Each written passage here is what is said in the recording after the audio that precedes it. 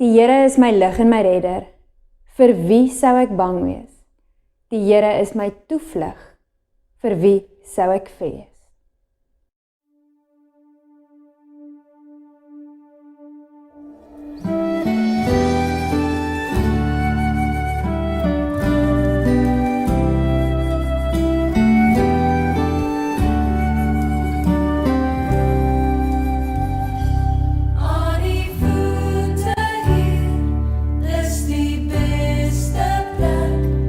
Daarom kniel ons voor U.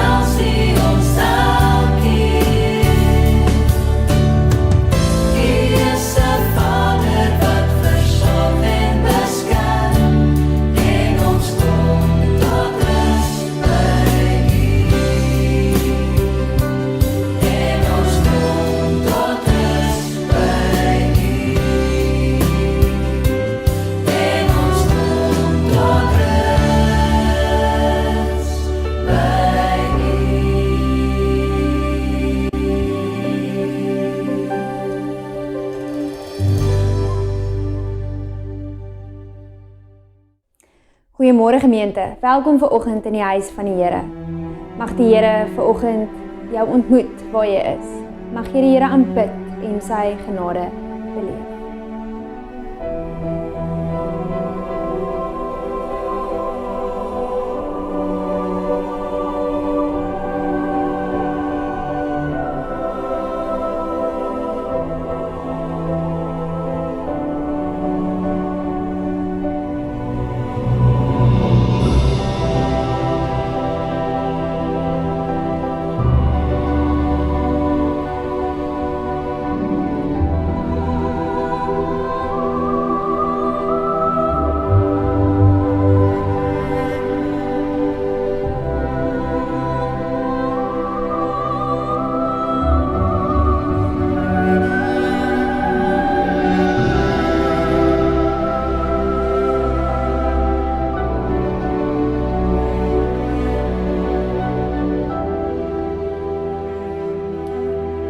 Jesus lig in die duisternis, oorsprong van alles. Liefde wat ewig is, ek prys U. U is die weg, U is die waarheid, U is die lewe. Ons bid Here dat U ons sal kom lei, ons sal kom vrymaak. Waar sou ons gaan sonder U? Here, U is ons hoop, U is ons krag, U is ons Heer.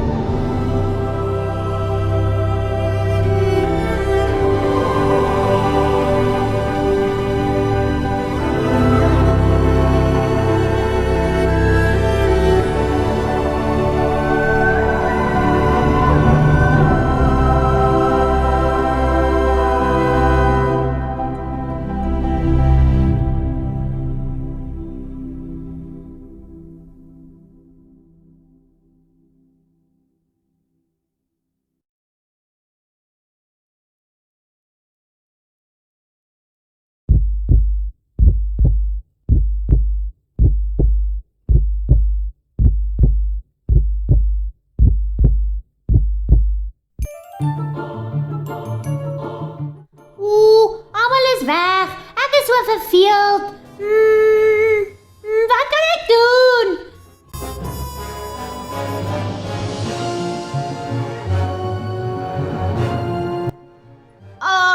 Dis nou eers 5 minute later.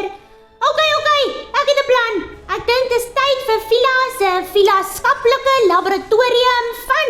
Hihi, ja Vila, let's do this. Ons gaan vandag 'n eksperiment doen. Ons gaan vasstel wat 'n bottel laat smelt of nie laat smelt nie. En waarom dit gebeur, sien? Ek het my safety goggles op. Safety first. Right. Ons gaan gesels oor hoe hierdie eksperiment op ons lewe toepas. Ek word sommer die dominee van die kerk. Eendag as hierdie storie werk. Right, hoe werk dit? Jy neem 'n koeldrankbottel en jy steek 'n kers aan. En hou die bottel oor die vlam. Kom ons kyk wat gebeur. Sien julle dit? Kyk. Dit smelt, kyk hoe swart raak dit. Sis, dit stink.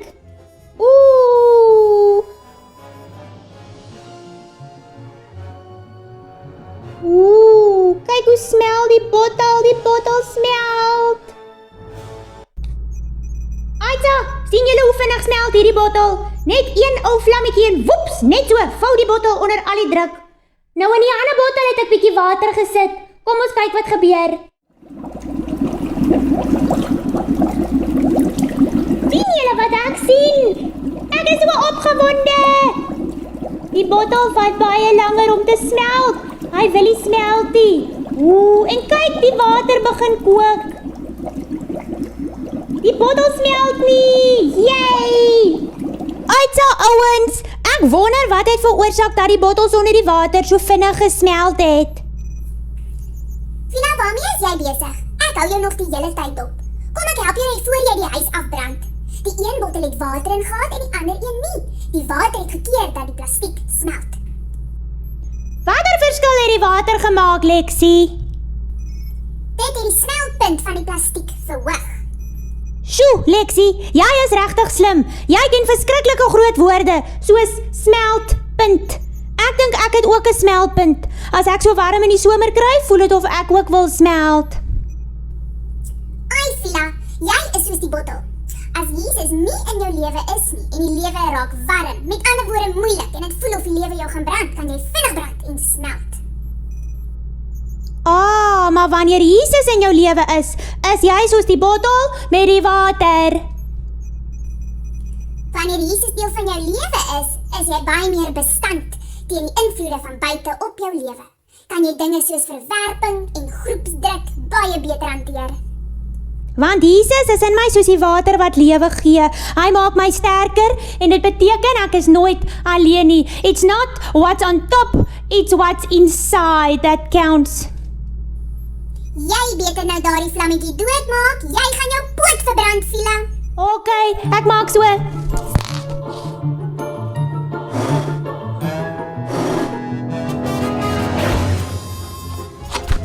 Bye, Maat.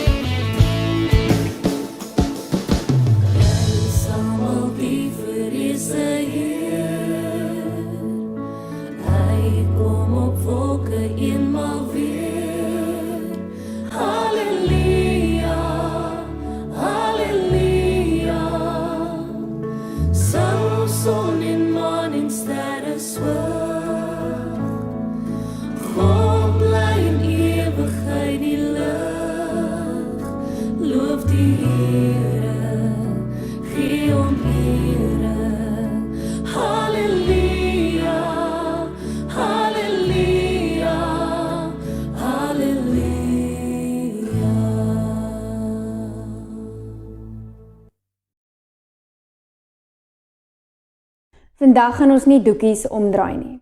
Weet jy hoe voel verwerping? Daardie ek is onwelkom of nie goed genoeg nie.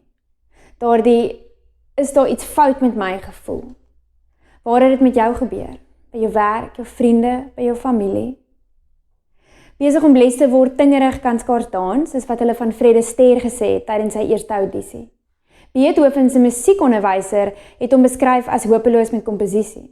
Albert Einstein se ouers was benou dat sy vermoëns subnormaal is. En Claudia Schiffer was onaantreklik op skool genoem. Maar meeste van ons is nie Astaire, Beethoven of Einstein, mense wat kan omdraai en verwerping in hulle lewe die spreekwoordelike middelvinger gooi nie.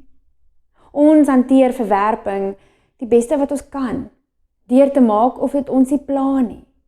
Veral soos ons ouer word, ons skuif dit uit ons gedagtes, ons prop dit in 'n boks en ons stoor dit. Dit word 'n dag, 'n week en voor jy kan keer is dit 10 jaar later en jy dra nog steeds hierdie boks saam met jou. Dit het deel van jou geword. En ja, verwerping is deel van die lewe. Dis onvermydelik, want dit gaan saam met die liefde.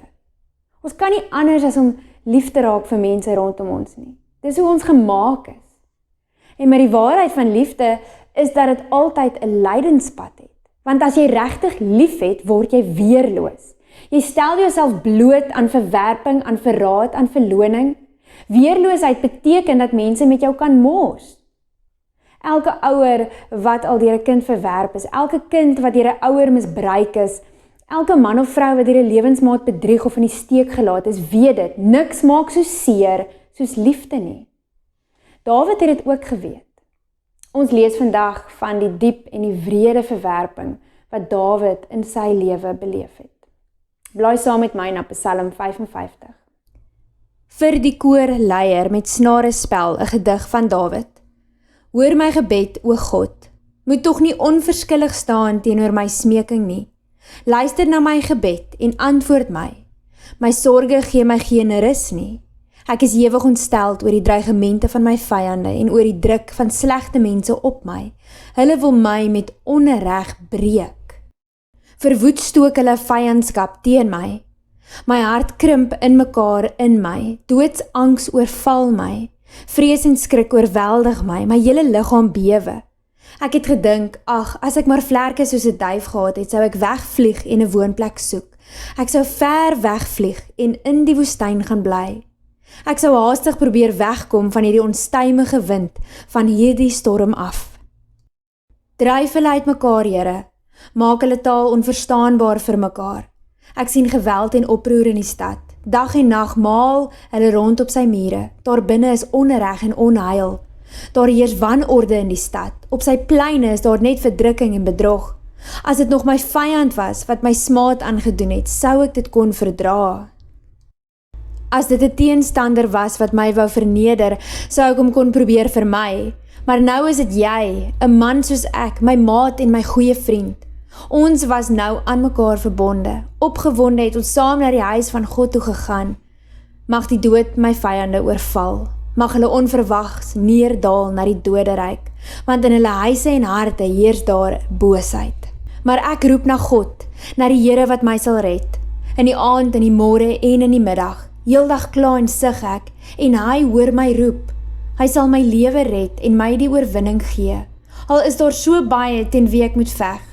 God, wat van ewigheid af regeer, sal hoor en hulle verneder, omdat hulle nie bekeer nie en hom nie dien nie. My vyand het skaars 'n ooreenkoms gesluit of hy verbreek sy beloftes van trou. Sy tong is gladder as botter, maar daar is oorlog in sy hart. Sy woorde is so strelend soos olie, maar hulle is swaarde wat reg is om te steek. Laat jou sorge aan die Here oor, hy sal vir jou sorg. Hy sal die regverdige nie in die steek laat nie. Maar daardie mense, o God, U sal hulle in die graf in laat neerdal. Sulke moordenaars en bedrieërs sal in die vleuer van hulle lewe sterf, maar ek, op U vertrou ek.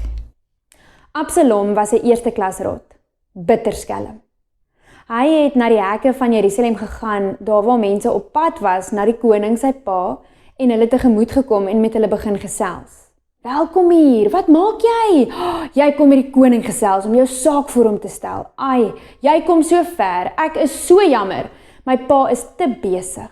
Hy sal jou nie kan sien nie, maar hoor hier, net tussen my en jou, as ek koning was, sou ek niemand weggewys het nie.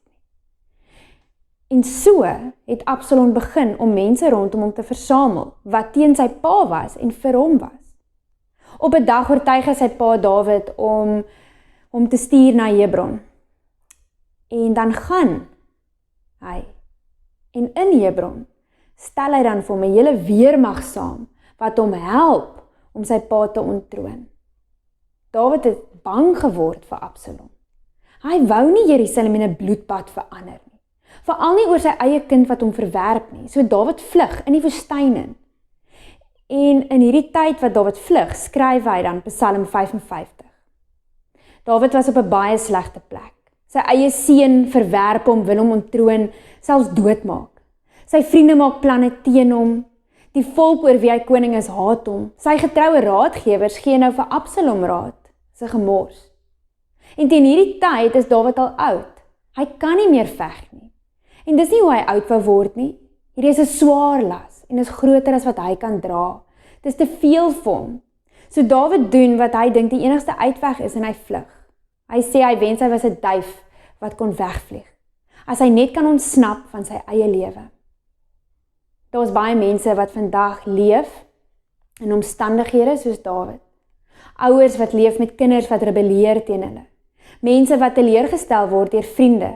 Vriende aan wie hulle dinge vertel het in vertroulikheid, waar daardie vriende dan gegaan het en alles omgedraai het en teen hulle gebruik het. Dalk sit jy vandag en luister, terwyl jou eie hart gevul is met vrees, met wantroue, met moedeloosheid. Dalk weet jy net soos Dawid nie waarheen om te draai nie. Dalk kan Dawid se storie wat met hom gebeur het jou help vandag. Dalk moet ons doen wat Dawid gedoen het, nie die vlug deel nie, maar die gee dit wat jy nie kan dra nie vir die Here deel. Die hartseer is dat ons natuurlik eers rock bottom moet tref voor ons opkyk vir hulp, asof die Here die laaste uitweg vir ons is. Dis eers as ons self op elke moontlike manier probeer het om dinge self te hanteer en nie kan nie, nadat so baie tyd verbygegaan het, wat ons eers na die Here draai. Asof ons soos iemand is wat te trots is om te erken dat ons seer het, dat ons sukkel met iets wat ons nie afgeskit of uitgesorteer kry nie. Terwyl wat ons behoort te doen van die begin af is om by die Here te gaan sit. Here, ek het 'n probleem wat ek nie kan oplos nie. My hart is seer, stikkend, ek is rou, ek is alleen. Ons moet meer dinge in ons lewe vir God gee. Dawid het dit gedoen, en hoor wat skryf het Dawid, jy kan maar weet, hy sal jou nie laat val nie. Hy raak nie moeg nie, hy gaan slaap nie. Hy sal jou vashou, hy sal jou regop hou. Die waarheid is dat wanneer Dawid hierdie psalm skrywe, en selfs toe hy dit klaar geskryf en gedoen het soos wat hy skrywe, is sy probleem nie opgelos nie. Hy het nie sy antwoord gekry nie. Sy situasie het nie verander nie. Die drade hang nog los en sy toekoms is onseker, maar waarvan Dawid seker is God. Hierdie is 'n sit in die seer psalm, 'n gee dit vir God en vertrou hom psalm. Stop nou net alles en wees by God. Terwyl ek hierdie preek geskryf het, wou ek die heeltyd net antwoorde en troos soek oor verwerping. Maar dis nie wat die teks doen nie, en dis nie wat met Dawid gebeur nie. Dis ook nie realisties nie, want ons kry nie altyd die antwoord en die oplossing nie. Soms moet ons verstaan dat deel van die proses, deel van die reis is om regtig net te stop en by God te wees, met jou angs en jou vrees en jou sorge en dinge wat maak dat jy wil weghardloop van jou lewe. Stop net. Sit by God. Ek kan nie die druk hanteer nie, maar God kan. En dis eers as ons oopbreek voor God en vir hom hierdie dinge gee, wat ons leeg genoeg raak van onsself om te ontvang wat hy vir ons wil gee. Sy vrede. Ons ontvang vrede as ons ophou om die uitkomste van ons probleme self te probeer beheer of manipuleer of bepaal. Die stres kom as ek die hele tyd die uitkoms wil bepaal, wil beheer. Om dit oor te gee aan God en hom te vertrou is om te laat gaan, heeltemal. Daar is niemand wat verwerping beter as Jesus geken het nie. Hy is verwerp deur sy eie familie. Hy's gehaat deur baie, hy's vervolg, hy's gemartel, hy's gekruisig, maar vandag die verlosser van die wêreld. Ons lees byvoorbeeld hoe Jesus op 'n stadium terugkom in sy dorp in Nasaret, die dorp waar hy groot geword het, die plek waar mense hom geken het, waar hulle veronderstel was om te weet wie hy is. En op die Sabbat gaan Jesus dan na die tempel en begin hy om mense te leer. Eers luister almal na hom, maar kort voor lank dan begin hulle aan hom dink as die timmerman op die dorp se seun, wie se ma Maria op 'n baie vreemde manier swanger geraak het. Wie se eie familie net 'n rukkie terug self gedink het hy is van sy kop af. En net daar verwerp hulle hom. Is Jesus nie meer welkom in sy grootword dorp nie. Net 'n bietjie later in Markus 8 is Jesus saam met sy disippels. Hulle is die ouens wat elke dag saam met Jesus stap, na hom luister, hulle sien en beleef wat hy doen. Hulle ken hom. En dan hier vra Jesus dan vir hulle juis presies dit, of hulle hom ken. Wie sê julle is ek? Petrus skree natuurlik eers 'n kliphard uit, U is die Christus. En die res van die ouens staan met hulle monde vol tande. Ironies, net voor hierdie teks genees Jesus 'n blinde man. En tog hier is dit die disippels, wat nooit blind was nie, maar nog steeds nie kan sien wie reg voor hulle staan nie. Asof Jesus het vir hulle moet uitspel wie hy is en wat hy kom doen. So hy begin met hulle praat oor sy dood. Maar dis asof hulle nie weet wat Jesus sê nie. Petrus raak woedend, want Jesus, jy kan nie so praat nie, 'n mens praat nie so nie. Jesus steur hom eenvoudig nie aan Petrus nie. Dieselfde Petrus wie later vir Jesus nog gaan verwerp, as hy maar net geweet het. Sien wat Jesus hier doen, het nie net Petrus se lewe verander nie, maar elkeen van ons lewens ook. Jesus leer vir Petrus hier, dat daar is niks wat hy kan doen of sê wat sal keer, dat hy Jesus die pad van die kruis nie stap nie. Wat hy hier vir Petrus sê, is dat hy lief is vir hom, en juist daarom stap hy hierdie kruispad. Dat hy die worsteling van Petrus raak sien en dit verstaan. In Petrus se verstaan, het hy net mooi niks bereik met Jesus nie, het hy nêrens gekom nie. Want Petrus sien nie die uitkoms wat Jesus sien. Die belofte in Jesus wat ons het, is presies dit. God sal jou nooit verwerp nie. Maak nie saak of jy aan die verkeerde kant van die spoor gebore is, of moeilike grootwordjare gehad het nie. Dit gaan nie vir God oor jou misstap in die lewe, of dat jy dalk in die tronk beland het, of mediese behandeling ontvang vir 'n siektetoestand waarteen die samelewing vooroordeele herberg nie. God oordeel jou nie, hy verwerp jou nie. Die uitnodiging is om nie te reageer op die verwerping in ons lewe nie, maar eerder op hierdie roepstem van God, wat ons roep om hom te vertrou met ons hele lewe, want hy sien die uitkoms. Vertrou sy pad, vertrou sy liefde, vertrou sy tyd. Die waarheid is dat ons verhouding met die Here soos Petrus in vol flaters is, vol gebreke, vol swakhede. Dat ons nie as geloofshelde uit die stryd tree nie, maar as uitvallers, as touopgooiers, as mense wat nie dinge reg verstaan nie, en wat nie op die regte tye die regte dinge sê en doen nie.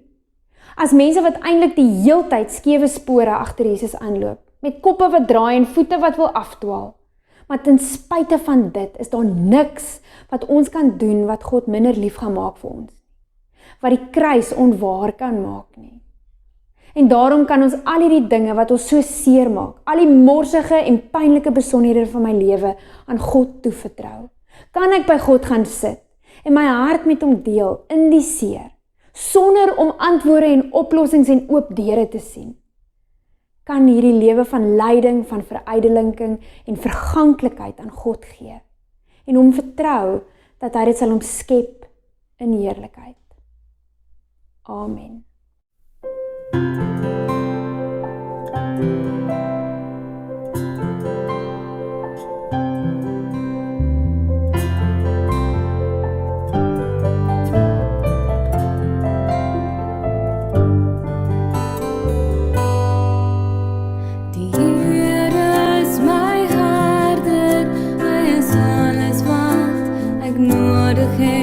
Hy bring my tot rus en hy gee